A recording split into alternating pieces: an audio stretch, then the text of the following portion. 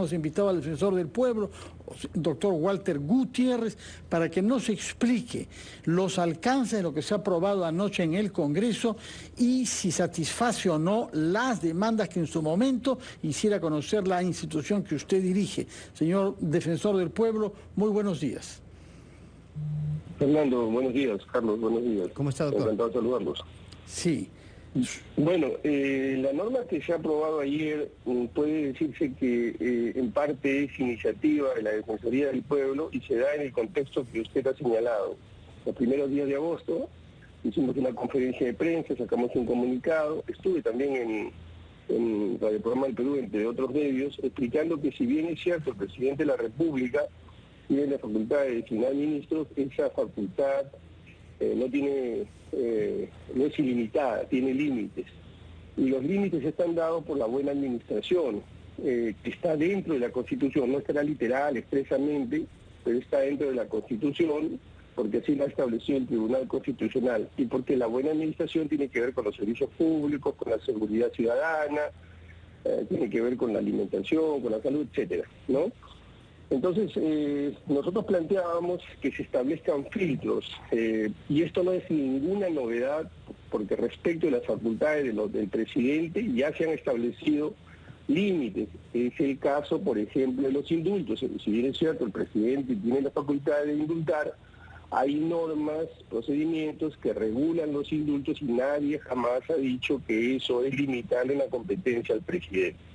Bueno, nosotros presentamos esta iniciativa, lo que se ha aprobado es, por ejemplo, las personas con sentencia condenatoria, en primera instancia en calidad de autor o cómplice por delito doloso, o están inhabilitados, no pueden ser ministros. Pero esto ya estaba en la Constitución, en el artículo 39, de manera que no aporta mucho esa norma, es decir, ponerlo en la ley orgánica del Poder Ejecutivo, es una reiteración de lo que está en la Constitución.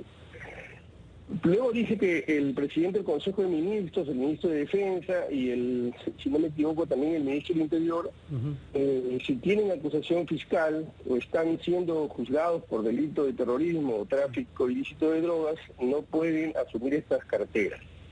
Nosotros planteamos que sean todos los ministros, porque la idoneidad en la función pública debe ser transversal. ¿Qué hay, por ejemplo, con el ministro de Educación? Quiere decir que el ministro de Educación eventualmente sí podría estar siendo juzgado por delito de terrorismo o tráfico ilícito de drogas, o el ministro de Justicia. Entonces, nuestro planteamiento, como digo, era que la idoneidad en la función pública es transversal.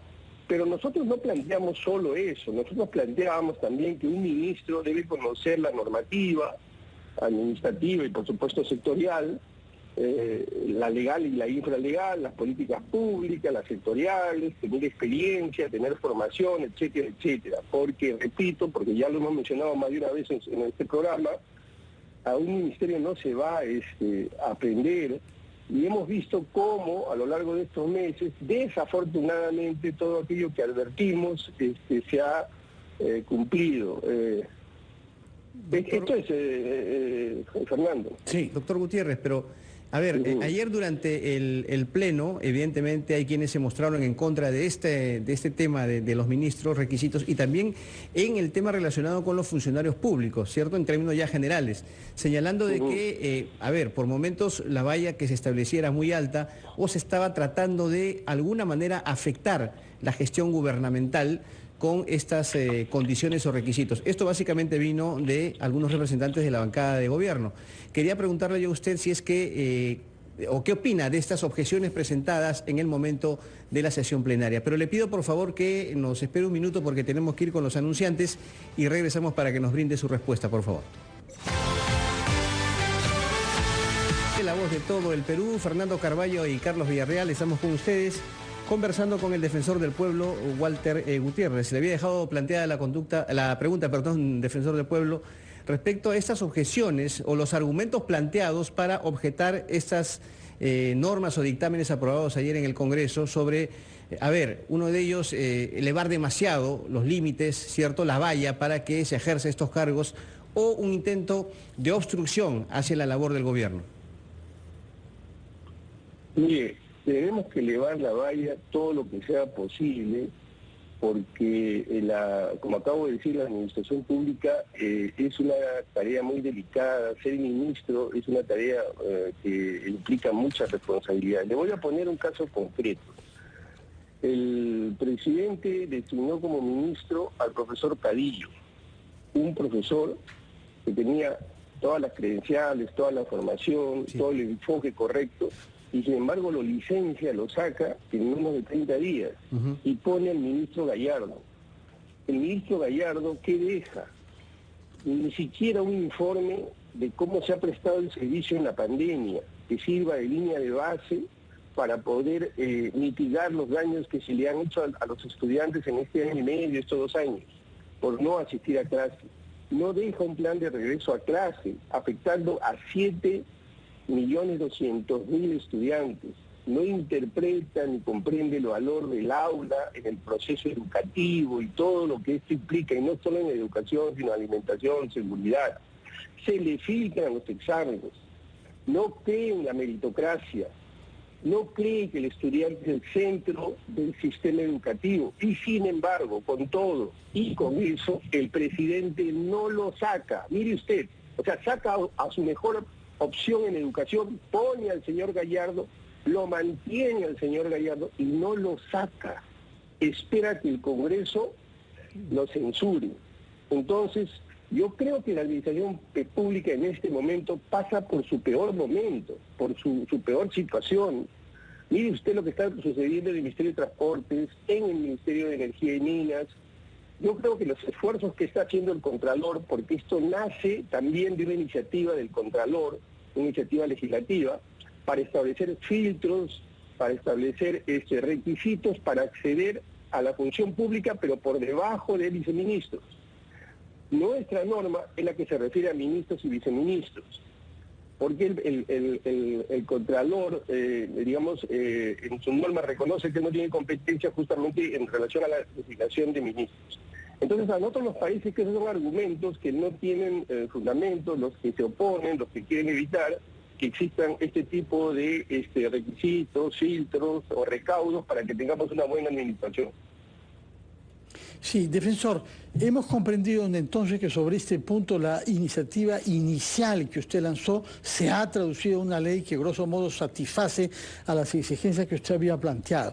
Quisiera por eso preguntarle una pregunta sobre otro tema que tiene relevancia constitucional y sobre la que se había venido pronunciando usted también durante los últimos tiempos, que es el oficio enviado el día de ayer por el presidente de la República y cofirmado por la primera ministra, observando la ley que precisa los alcances de la posibilidad de convocar a un referendo sobre temas constitucionales. El presidente da en un oficio de 18 páginas varios argumentos constitucionales explicando por qué no va a promulgar esta ley, sino al revés, observarla. Yo quisiera saber si usted piensa que esta ley modifica sustancialmente lo que ya estaba en el artículo 206 de la Constitución, en donde se establece que toda reforma constitucional debe contar con la aprobación del Congreso de la República. Bueno, pero esto es una, yo diría, doctrina, una lectura consolidada respecto a los alcances del artículo 206. En el Perú no hay otra forma de reformar la Constitución que siempre que se pase por el Congreso. De manera que a mí no me parece que la norma en ese extremo sea inconstitucional. No he tenido oportunidad de revisar todas las objeciones, pero en ese extremo, pues en particular, a mí no me parece que sea inconstitucional. Doctor Gutiérrez, le doy un alcance. Lo que señala este oficio enviado por el presidente de la República, creo que este es el principal punto con relación a esta posibilidad de que se convoque a un referéndum de reforma constitucional previo a aprobación en el Congreso, es que limita los derechos de participación ciudadana y restringe el derecho a referéndum. ¿Qué opina usted? Ese es el argumento del Ejecutivo. Sí, claro, pero es que, a ver, nosotros tenemos una Constitución, ese es el marco en el que nos movemos, y si alguien está en desacuerdo con el artículo 206 de la Constitución, lo que hay que hacer es reformar el artículo 206 de la Constitución. en los términos que crea el presidente o quienes, digamos, lo acompañan en esa lectura. Pero porque se ratifique que toda reforma de la Constitución debe ser aprobada por el Congreso con una mayoría absoluta, como estoy ahorita leyendo en el artículo 206, no me parece que se pueda tachar de inconstitucional. La iniciativa de reforma constitucional corresponde al presidente de la República, dice con aprobación del Consejo de Ministros, de los congresistas, y un número de ciudadanos equivalente al 0.3% de la aprobación de la población electoral. Pero usted nota aquí, defensor del pueblo, una motivación de carácter política antes o más que nada sobre un tema de carácter constitucional o legal como se ha establecido. Me refiero al hecho de que el presidente en su momento, cuando era candidato, obviamente defendió la posibilidad de una nueva constitución. En el Perú lo que se necesita no es una nueva constitución, sino que se cumpla la constitución. Porque todo lo que dijo el presidente en su campaña, y eso es algo que yo conversé directamente con él, todo lo que él ha dicho está en la Constitución. El derecho a la educación no es un derecho fundamental, no es correcto, está. El derecho a la salud no es un derecho fundamental, no es correcto, está. Lo único que tiene que hacerse es cumplir la Constitución, no una nueva Constitución. Entonces, si hay un interés político, no sé si esto persiste en el presidente, pero en un sector hay un interés político de reformar la Constitución, tomarlo como bandera, decir medias verdades o mentir simplemente, diciendo que la Constitución no tiene tal o cual derecho. Pero eso no es cierto, eso no es verdad. Yo le pregunto, ¿el derecho a la alimentación está en la Constitución o no? Literalmente no está, pero el tribunal la ha alojado. El derecho al agua no estuvo en la Constitución y sin embargo luego fue incluido primero por el tribunal y luego mediante una ley. Entonces, decir cosas que o no se comprenden o digamos, se dice a media verdad, es evidentemente que tiene un interés político. Defensor, hay otro tema que ha producido naturalmente muchas polémicas, que tiene que ver con la sentencia condenatoria a un periodista por haber publicado un libro en el que se hacían referencia a citas formuladas por muchas personas. Usted sabe, es el caso de César Acuña, el libro Plata como cancha. Y tengo entendido que ustedes en la Defensoría se han formado una opinión sobre el problema jurídico que está detrás de esta decisión judicial. Sí, perdón, encantado. Yo le respondo inmediatamente esto.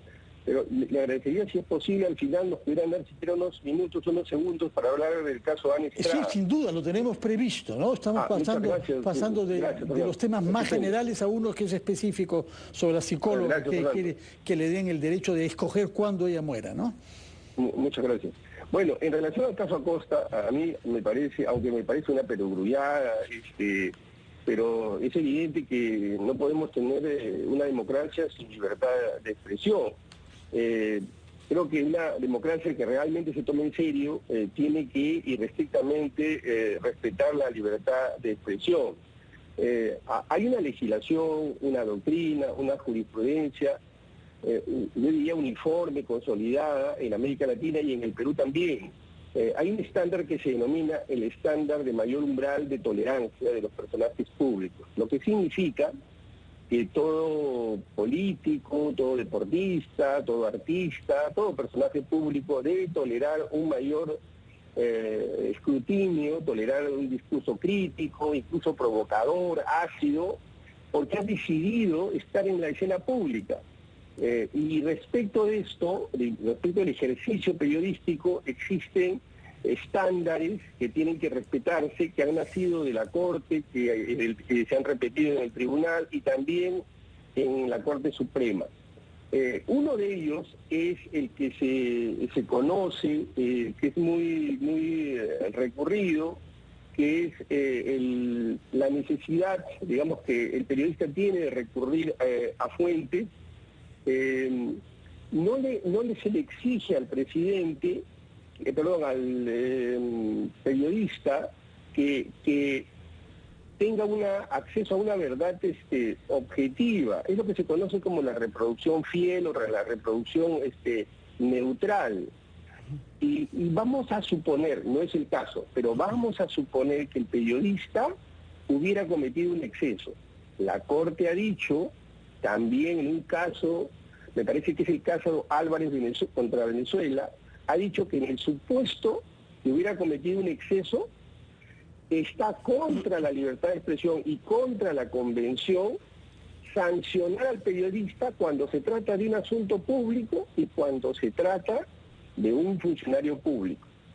Todo estos son estándares, todos estos son parámetros que un juez no puede desconocer. Y este creo que es el tema central del asunto para nosotros como Defensoría y en nuestra participación, eventualmente como amicus de esta causa.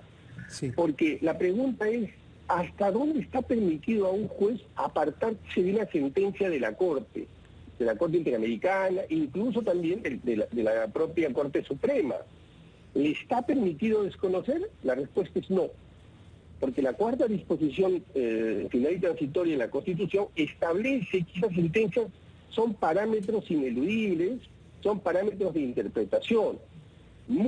Pero muy excepcionalmente, en el ejercicio de su independencia y autonomía, podría apartarse, pero muy excepcionalmente tendría que hacerlo con una argumentación muy robusta. Definitivamente, doctor Gutiérrez, es un fallo, una sentencia que ha generado mucho rechazo a nivel básicamente de gremio periodístico, pero le voy a pedir nuevamente que nos espere porque tenemos que ir con los titulares y al retorno quisiera que opine o responda a lo que ha manifestado parte de la bancada de Perú Libre hacia usted, en el sentido de que usted no se desempeña con neutralidad y que está totalmente politizado. Esto por los comentarios que ha hecho respecto a la suspensión de las investigaciones al presidente de la República. Le pido por favor que nos espere, vamos con los titulares y regresamos.